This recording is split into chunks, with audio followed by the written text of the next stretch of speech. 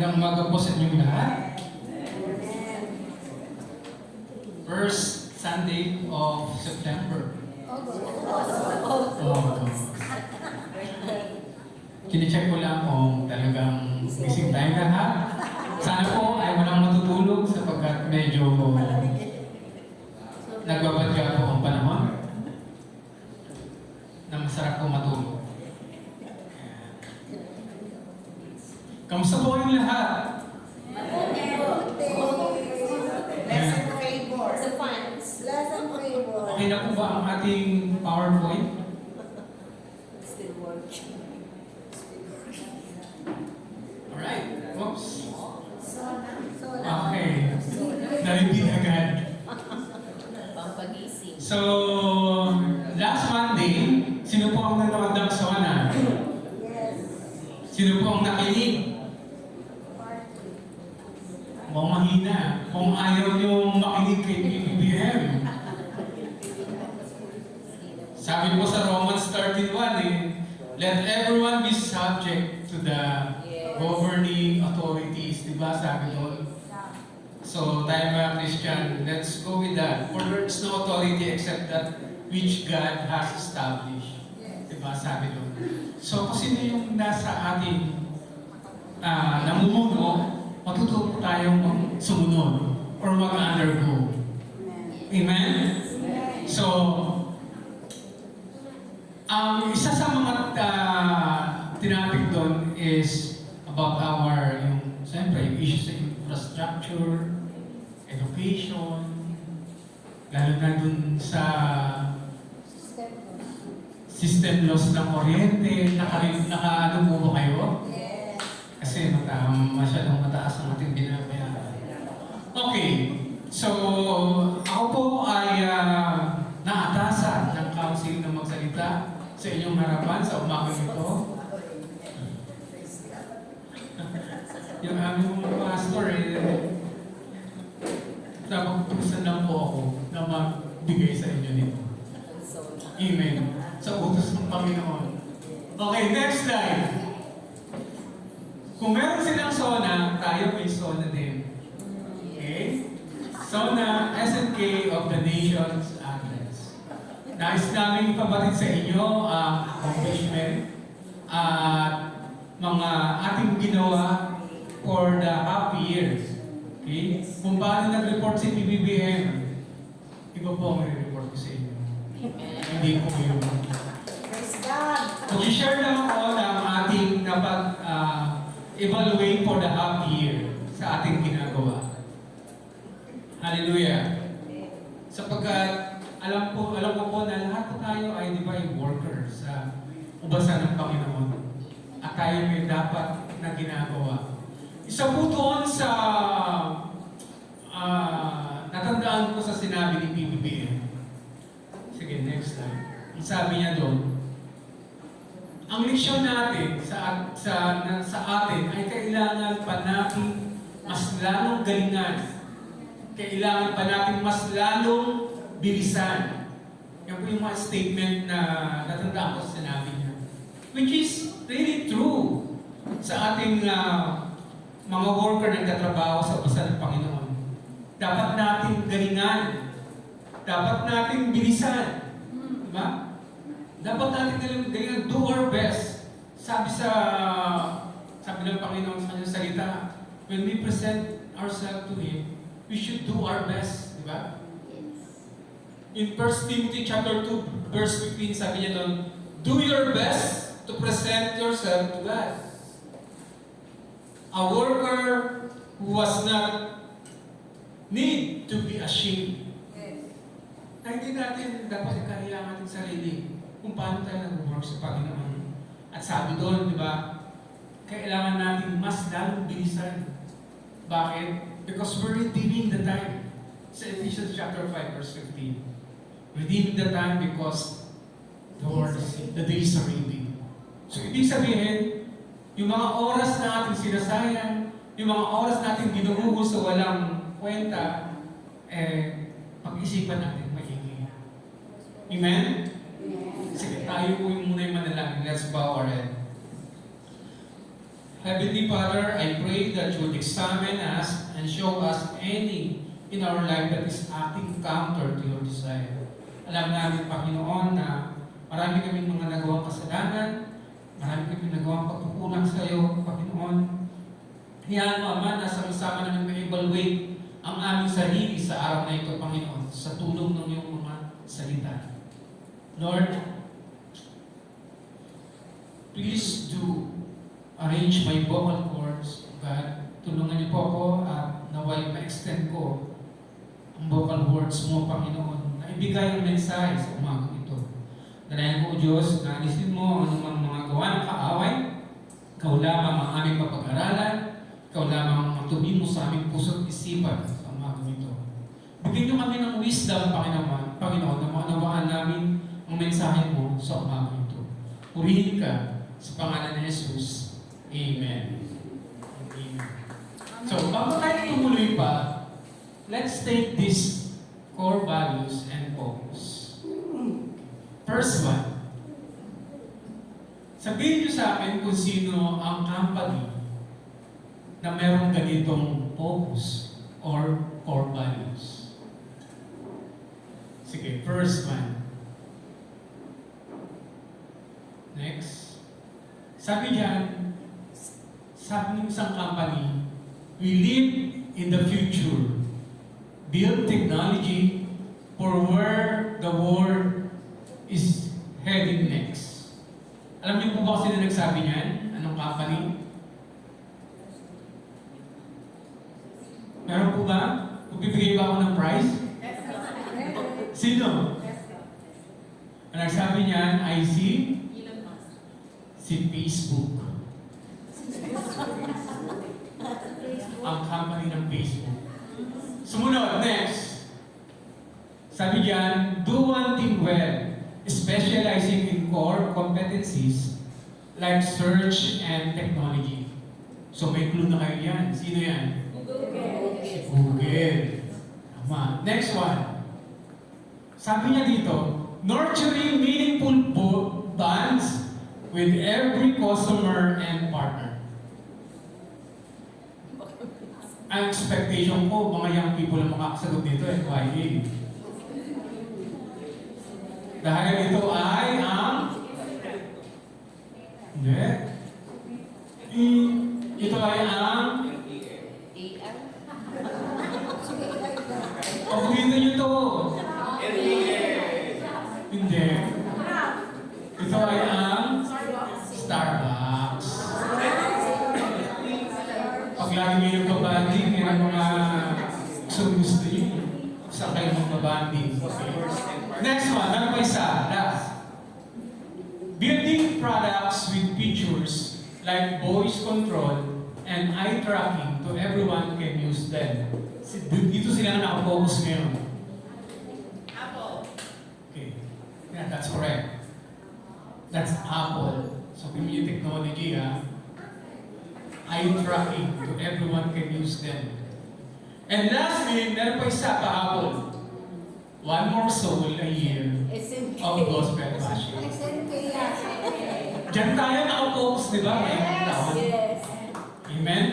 One more soul a year of gospel passion. Tapos iyan ang ating in-evaluate for this year. Siguro stop muna tayo dun sa preaching about evangelism. Let's evaluate kung ano ang ating nagawa sa loob ng kalahating taon. Almost, dahil mag-o-August na. Tapos na ang July, mag-o-August na. Magpa-planning na tayo for next year. Pero tignan muna natin, naging epektibo ba? Naging maayos ba? Naging rapat-dapat o naging kagamit-gamit ba? Kalalim yan. Next slide. So, ang ating pong pupuntahan, this is the most exciting part. Okay?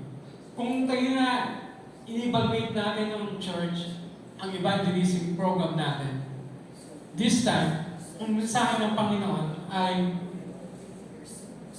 this time to evaluate yourselves or ourselves.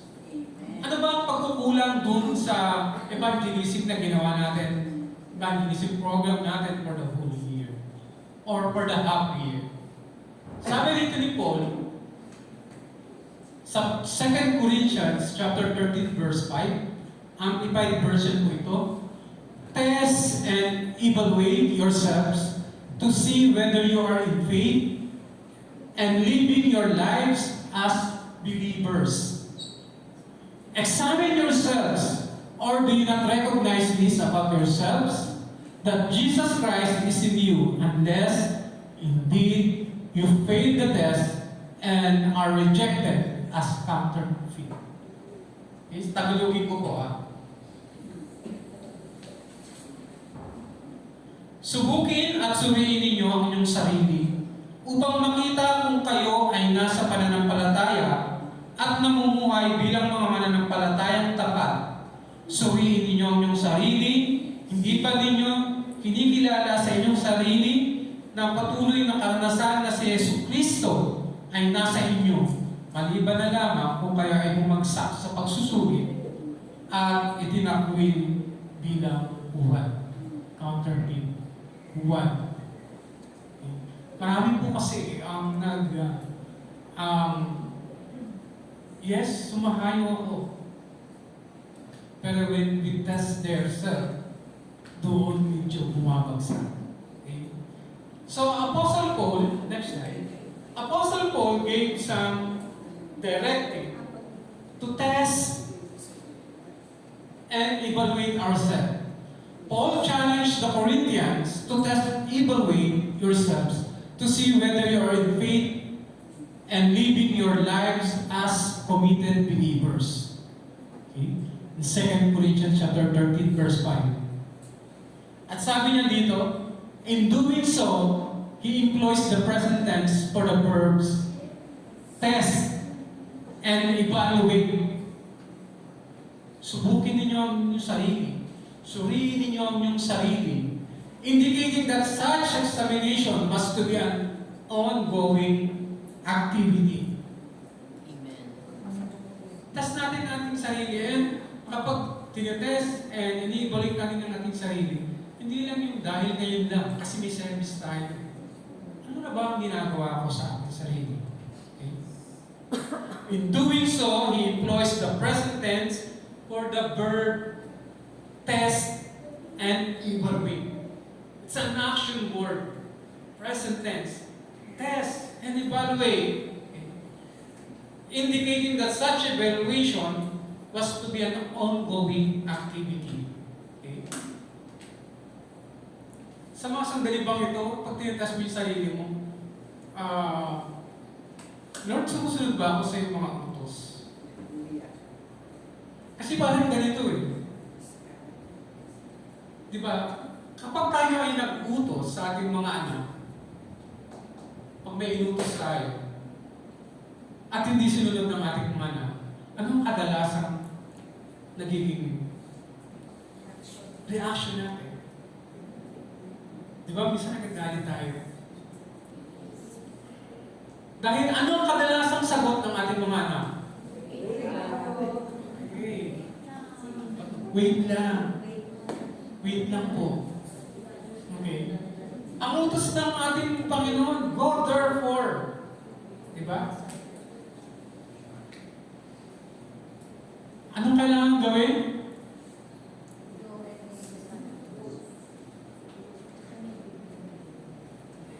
Go and make disciples. Yan po ang utos ng ating Panginoon Pag hindi sinunod yung utos natin, ba tayong mga magulang or mga... Pag may inutos tayo kasi hindi sinunod, sige, pangalawa niyan, may utos ka na sa akin. Diba? Pag pangatlo, mas lalo na.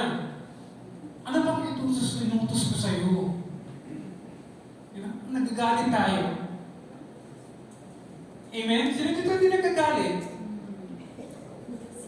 So, agree kayo na lahat nagagalit, di po ba? Amen. How much more ang feelings ng Panginoon kapag hindi natin sinunod? Ang utos ng Panginoon, yan ang ating dapat sundin Di ba nung nakaraan, nung nag-preach si Pastor Dante, the danger of apathy. Pag wala ang tigulang. dapat sundin natin kung ano inuutos ng Panginoon. Dahil pag hindi ka sumunod, hindi ko alam kung ano ang tama ng Panginoon sa atin. Diba? Let's evaluate that. Suriin natin. Ilagay natin ang ating sarili sa Panginoon. Na kung hindi natin sinusunod ang kanyang gusto, ano yung magiging attitude natin? Ano magiging, itong anak ko na to, hanggang ngayon hindi pa rin ako sinusunod. Ang tigas-tigas ng ulo, siguro ganun ang sinasabi ng Panginoon. Pero pag sumunod ka naman, wow, di ba? Masaya ang magulang mo pag sinusunod mo lagi eh. Yun lang naman ang gusto niya eh, di ba? Sumunod ka sa kanyang mga pinag-uutos. Okay? Para bang ang utos niya, ano bang utos ko sa'yo? Bilang ano bang utos mo sa akin, Dad? Ano bang utos mo sa akin? Sabi ko nga sa'yo, ito nga ni. Kaya lang di ko pa rin sinusunod. Ito nga ni yung utos ko. Sabi ng Panginoon, mag-evangelize ka nga ni. Amen. Hallelujah. Diba? Pero, magkakatapat mo nga ni. Ano bang kulang? Ano bang kailangan kong gawin para sundin mo ko? Kasi hanggang ngayon, simba ka lang na simba ng linggo. Ano bang nangyayari, di ba? Namumuti na yung buhok ni Pastor. Sa ka-preach dito ng evangelism. Tumanda na si Sister Emma. Di ba? Lahat sa oo. Pero how much pa rin iba? Di ba? Let's evaluate that. Itas natin ang ating sarili. Sumusunod ba tayo sa utos ng Panginoon? Nangako naman ng Panginoon na hindi kanya pagkukulangin eh. At hindi kanya pababayaan, di ba? Minsan kasi natatakot lang tayo eh. Or, dahil siguro masyadong mabait. Kasi ganun, pag masyadong mabait ang magulang eh, di ba? Pag ang utos, mamaya na dahil. Okay, wait lang dahil. Wait lang, mami. Hanggang sa nakalimutan na. Hanggang sa nakalimutan na 40 years na pala. 41 years na pala ang SNK. Pero mo, magugulat ka na lang. Ay, 41 years na pala ang SNK. Pero dito pa rin ako. Wala pa rin ako nagagala dito. Hallelujah. Okay? And this should naturally raise some important questions. Dahil dun sa statement ni Paul, mag-iisip tayo ng mga tanong. Okay? Number 1 na tanong.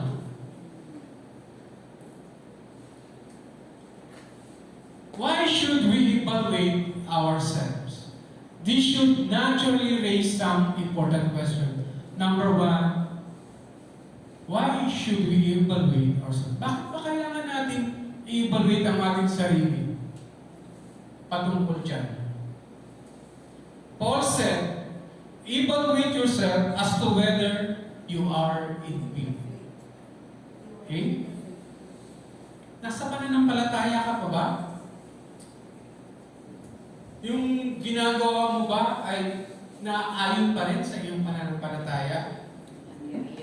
The expression in the faith refers to being a faithful Christian. Next slide. Okay. So dapat, we should evaluate whether or not we are remaining faithful to the Lord. Lord, dahil ba sa ginagawa ko ito, okay na ba yun? Faithful na ba ako? Nagsisimba naman ako tuwing linggo eh. Nakikinig ako ng kainting sa mensahe. Nakakatulog pa nga ako, Lord eh.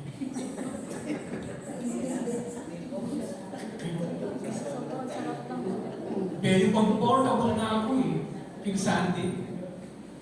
Parang, ang sarap-sarap magsimba, naka-aircon kami.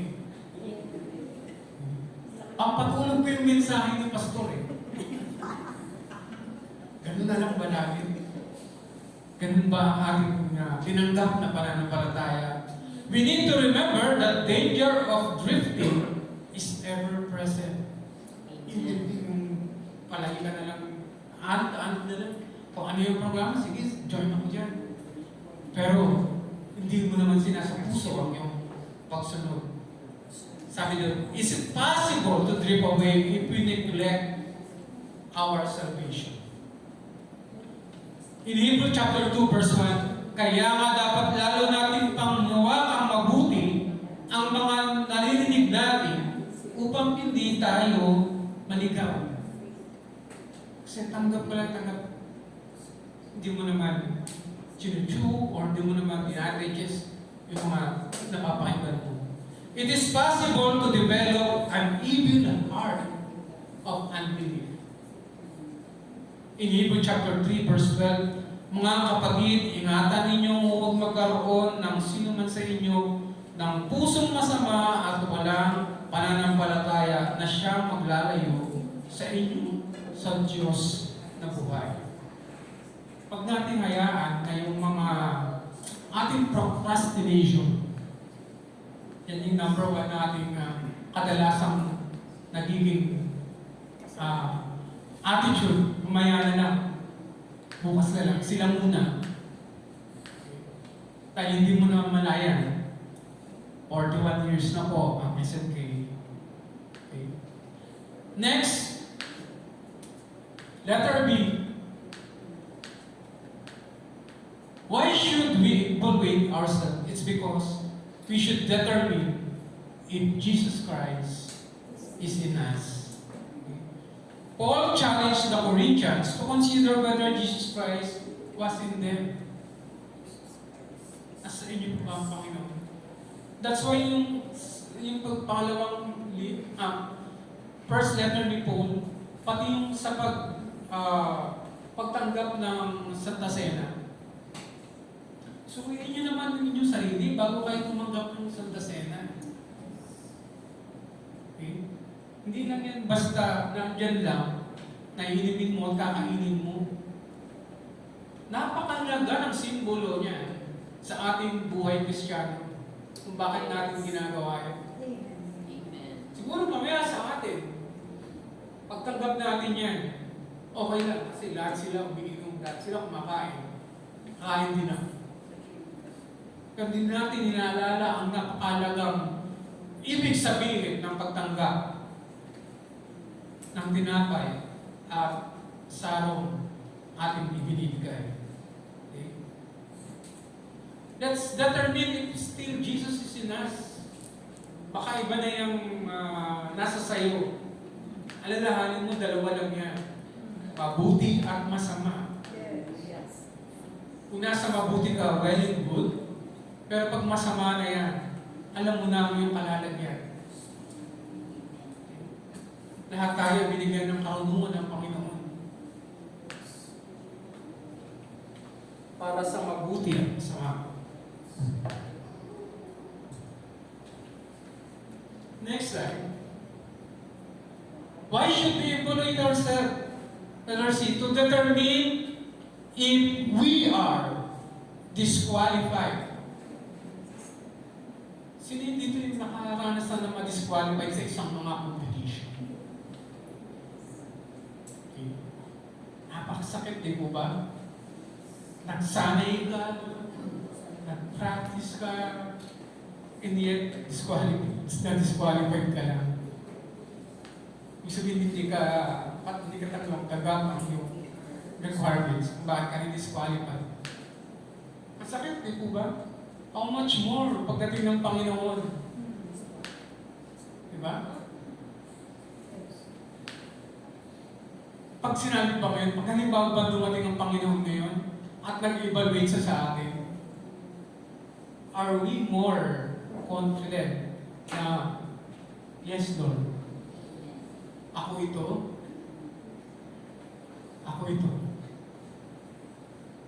ito ang aking mga nagawa para sa iyo, Panginoon. Kumbaga, may papakita mo na hindi ka disqualified. Sapagkat Panginoon lamang ang magsasabi kung qualified ka o hindi. Hallelujah. Yes. Baka pag dumating siya, hindi ka pala confident. Okay?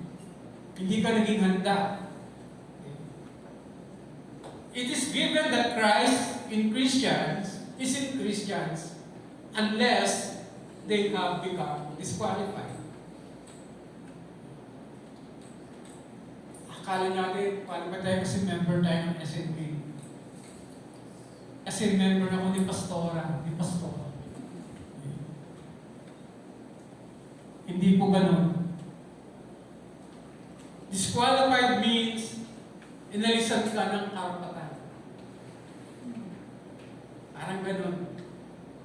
Counterfeit ang sinabi ng term doon ni Apostle Paul.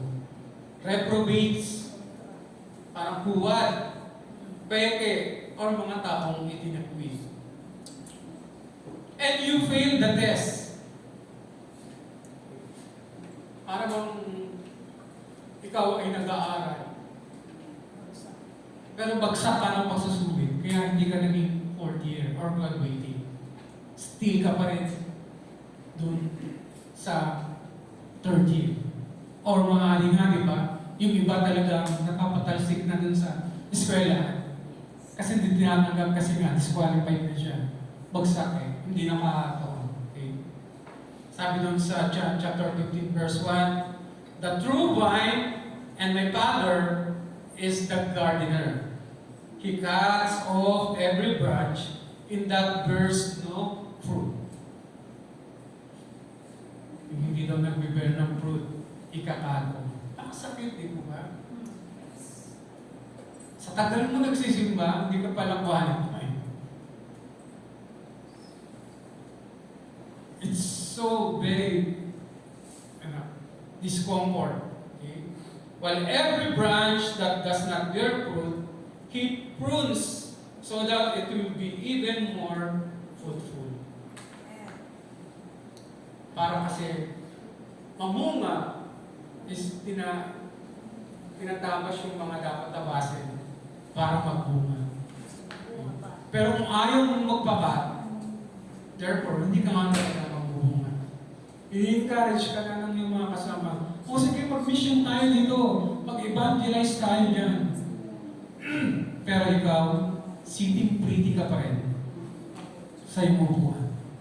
Nineneglect mo kagad kapag meron kayong pag-hire. Ano ang kailangan gawin sa'yo? Kaya lagi kang walang na-accomplish. Okay. You always neglect. Okay. Literally, not standing the test.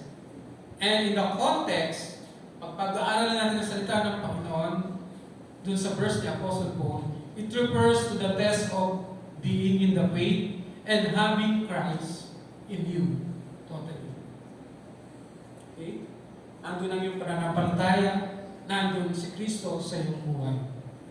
Again, through self-evaluation, one can know what their true condition is. Kapag ini-evaluate mo yung sarili, doon mo nalalaman, doon mo nakikita na ang iyong pagkukulang. Okay? At anong kondisyon ng iyong kalagayan. And letter D, to determine if we really know ourselves. Para malaman talaga natin ang ating sarili, kung nasa na tayo. Kung ano ang ating ginagawa. Kung ano ang ating ginagawa sa puso ng Panginoon. Kung tayo sinasabi natin, pasakit lang sa ulo ng Panginoon.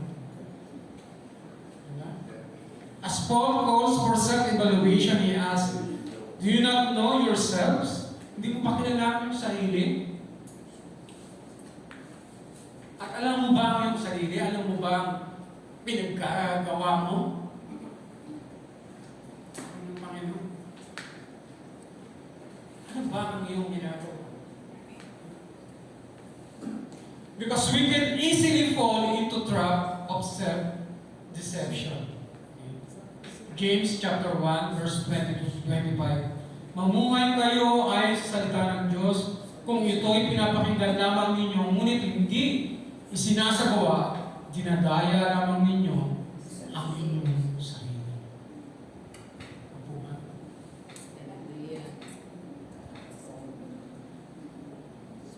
The religion of such person is useless, according to James, chapter 1, verse 26. Those who consider themselves great gods and yet did not keep a tight communication with God, is their religion is worthless. Sayang lang pala ang pagpupunta natin every Sunday here. Okay? Pakasakit po na.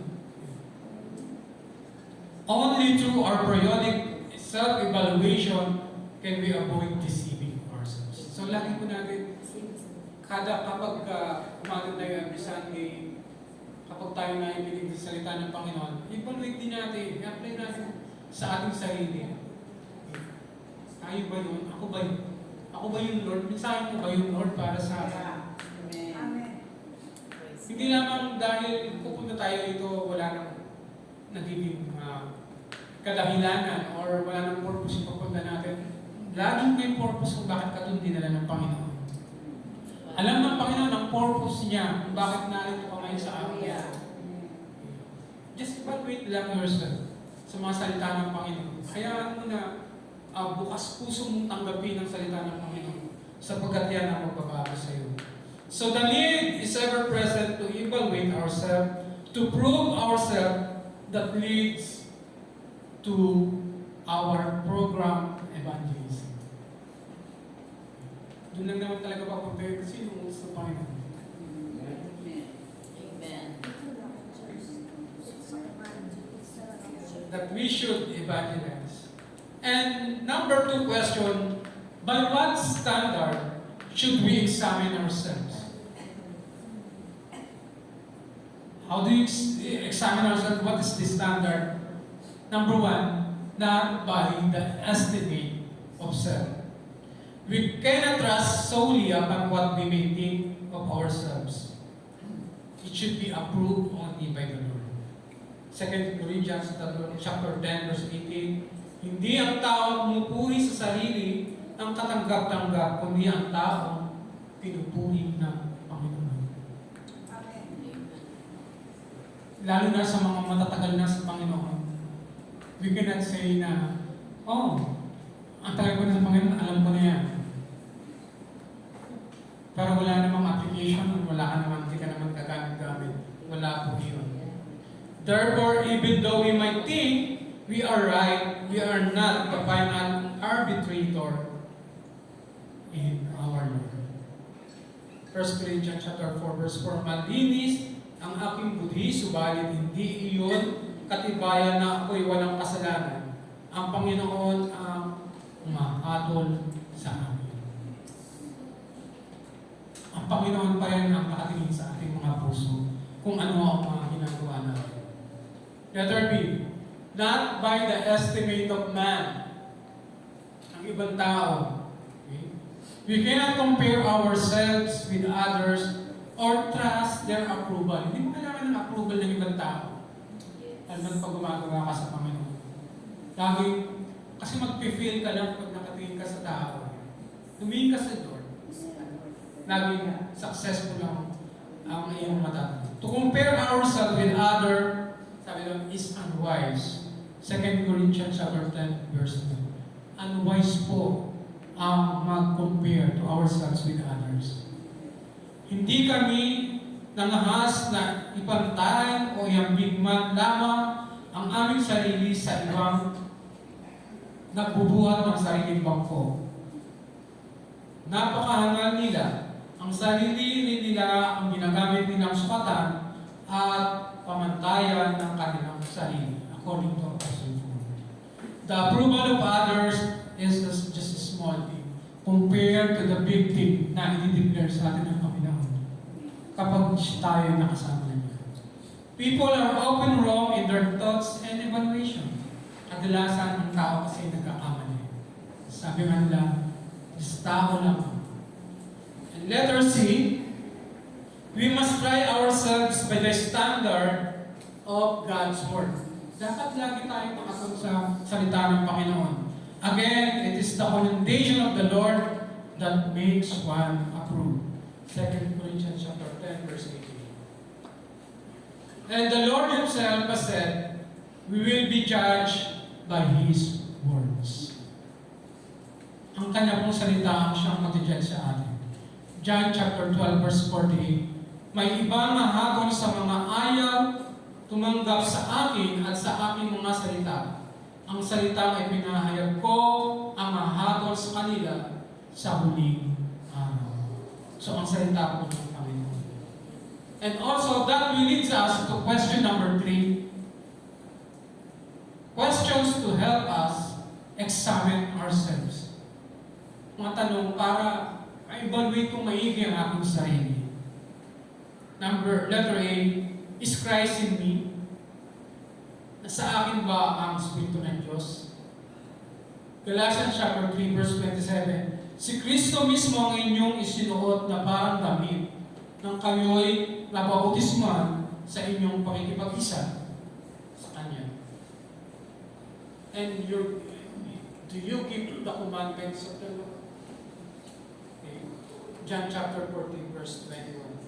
And also, there are marks of discipleship present in our life. Makikita natin yun. Letter B. Am I abiding His Word? Sumusunod ba ako sa sinabi ng Panginoon?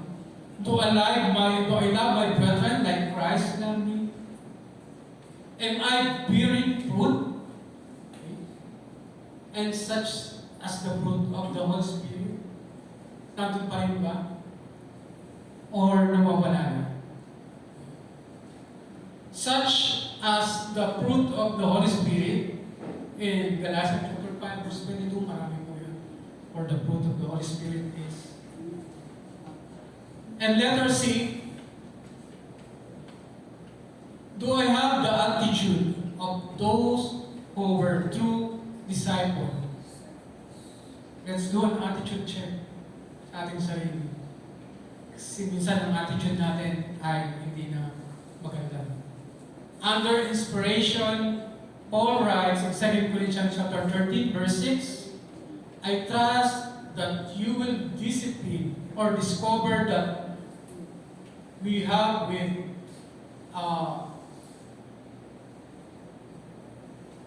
the fools to test. I trust that you will discover, na malaman mo yung kaloob ng Panginoon. And we can clean the mind of a true disciples.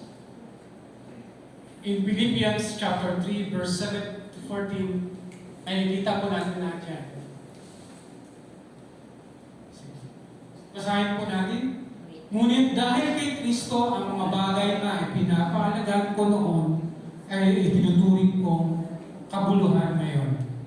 Oo, tinuturing kong walang kabuluhan ang lahat ng bagay bilang kapalit ng lalong mahalaga ang pagkilala kay Kristo, Jesus, na aming Panginoon. Ang lahat ng bagay ay pinalagay kong walang kabuluhan at tinuturing kong basura, makantan ko lang si Kristo. At lubos na makapag-isa sa Kanya, ang aking pagiging matuwid ay hindi sa pamamagitan ng pagsunod sa kautusan, kundi sa pananalig kay Kristo. Ang pagiging matuwid ko ngayon buwa sa Diyos sa pamamagitan ng pananampalataya.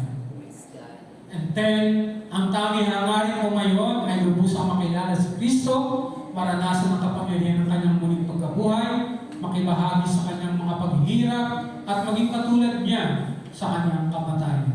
Umaasang ako man ay muling bubuhayin niya mula sa kamatayan. Palakpakan po natin ang Panginoon. And in conclusion, self-evaluation is our evangelism, means checking our own heart, ang ating pong puso, habits, and readiness to share our faith. Focusing on our motives, relationship, and dependence sa Panginoon. Wala nang iba. Always check our heart and motives. Do I share the good news out of genuine love for people? And lastly, I have been a church goer for several years, yet I still haven't brought anyone to the Lord. Di ba po? Lahat po tayo ngayon ay mag-run na ito 42 years as an So dapat at least mapakita natin sa Panginoon kung ano yung 42 years na meron ang SNP sa pasalit ito. Kung nasa na tayo sa programang ito ng evangelism na ating ibinigay sa loob ng isang taon, ano na ang mga accomplishment na ating ginagawa? Lahat po yan ay pagsusulit natin sa Panginoon. Kung meron tayong ginawa, o kung wala tayong ginawa, lahat pong iyan ay titigin natin sa muling pagbabalik ng ating Panginoon. Tayo manalangin. Hallelujah. Maraming salamat sa mensahe mo sa araw na ito, Panginoon. Kung paano, Panginoon, na-test and evaluate namin ang aming sarili kung nasa na kami ngayon, kung ano na ang aming ginagawa, kung ano na ang aming ginagawa sa iyong kasan, at kung ano pa ang aming gagawin, Panginoon, para sa iyong kasan. Dalangin po, Diyos, ng lahat ng ito, Panginoon, ay tumingin mo sa aming puso at isipan. Huwag mo hayaan kami magkasala laban sa iyo, Panginoon. Nang iyong salita ay maging lampara sa aming dadaanan, Panginoon. At dalangin namin, O Diyos, na kahit sa maliit na pagkakataon, gamitin mo kami, Panginoon, upang mapalaganap ang iyong salita. Maraming salamat sapagkat lahat ng ito ay inaalay namin sa inyo sa tanging pangalan ni Jesus. Amen.